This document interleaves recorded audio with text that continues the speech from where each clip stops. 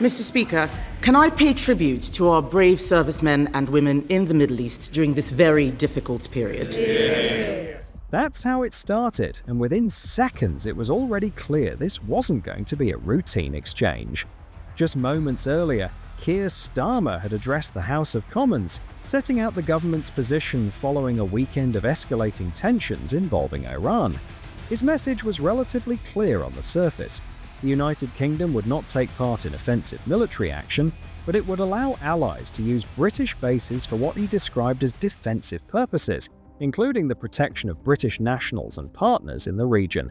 He framed it as two separate decisions, deliberate, considered, and grounded in principle. But in Westminster, that distinction didn't fully settle the issue, because while the United States, alongside partners such as Canada and Australia, moved quickly to support military action over the weekend, the UK government appeared to take a more cautious approach.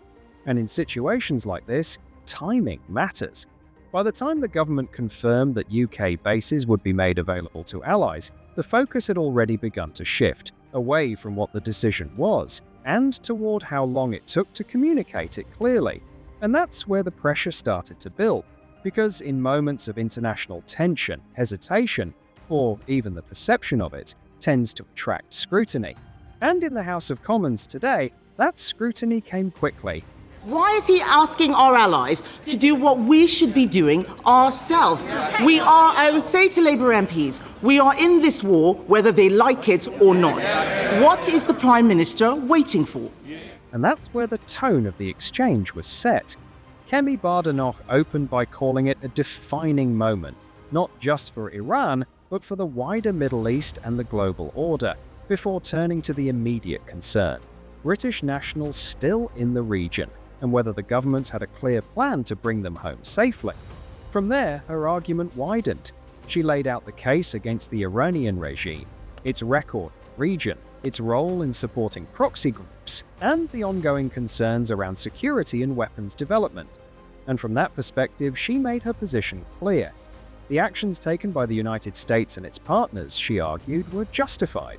In case they don't realize, our bases have already been attacked. Iran is trying to kill our servicemen and women. But the core of her criticism wasn't just about the strikes themselves.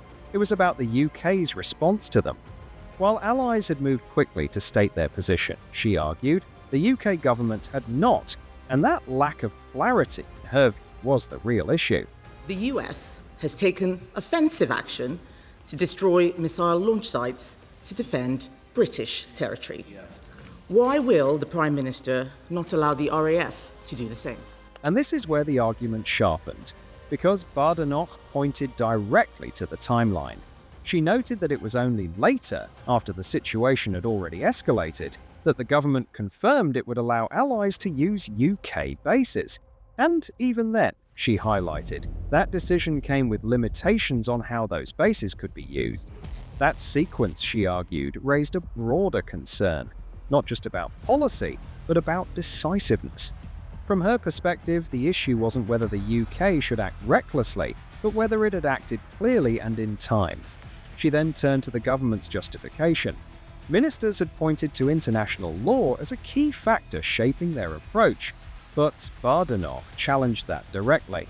She argued that international law had not prevented other allies from taking a clear position, nor had it stopped previous UK governments from supporting military action when they believed it was justified. And in doing so, she reframed the debate, not as a legal question alone, but as a question of political judgment. That wasn't the question I asked him. Nobody wants to see an escalation. The fact is... Why? She asked. Does international law so often appear to be in tension with the UK's national interest under this government? That question landed squarely at the centre of the chamber, because by that point, the debate was no longer just about Iran. It had become something broader, about how this government makes decisions, and how quickly it is willing to stand alongside its allies when it matters most. Mr. Speaker, let me give a little more detail, because for a number of weeks now, we've been pre-deploying our capabilities to the region.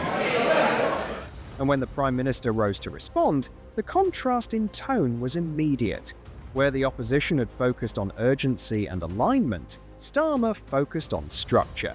He made one point clear from the outset. There were, he said, two distinct decisions. The first, whether the United Kingdom should take part in offensive military action alongside the United States and Israel. That decision, he confirmed, was no. The second, whether the UK should permit the use of its bases for defensive purposes, including the protection of allies and British nationals. That decision was yes. From his perspective, that distinction wasn't ambiguity, it was deliberate. What I was not prepared to do on Saturday was for the UK to join a war unless I was satisfied there was a lawful basis and a viable, thought-through plan. That remains my position. Kemi Badenoch. He argued that any UK involvement must meet three conditions. It must be lawful, it must be based on a clear and viable plan, and it must be in the national interest. And it was on that first point, legality, that he drew the sharpest line. Because for Starmer, this wasn't simply a question of speed or political alignment, it was a question of responsibility. He pushed back directly on the opposition's position, suggesting that calls for earlier or broader involvement risked overlooking those constraints. And in doing so, he reframed the criticism, not as a failure to act, but as a refusal to act without justification. We need to act, therefore, with clarity, with purpose, and with a cool head. The protection of UK nationals is our number one priority. Where British personnel are involved, he said, the government has a duty to ensure that any action they are asked to take has a proper legal basis. And that, ultimately, is where his defence rests. Not on hesitation, but on threshold. And that is where the debate now stands. On one side, an argument for clarity, speed and alignment with allies in a moment of international tension. On the other, a case for caution, legal grounding, and clearly defined limits on British involvement. Both positions, in their own way, claim to be acting in the national interest. But what this exchange in the House of Commons ultimately revealed is something slightly different. Because beyond the specifics of Iran or the decisions taken over the weekend, this was a debate about how Britain chooses to act on the world stage.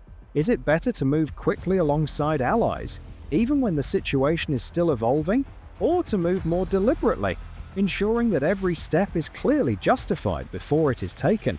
That question remains unresolved. And for now, the government's position is set. The UK will not take part in offensive operations, but will support allies within defined limits.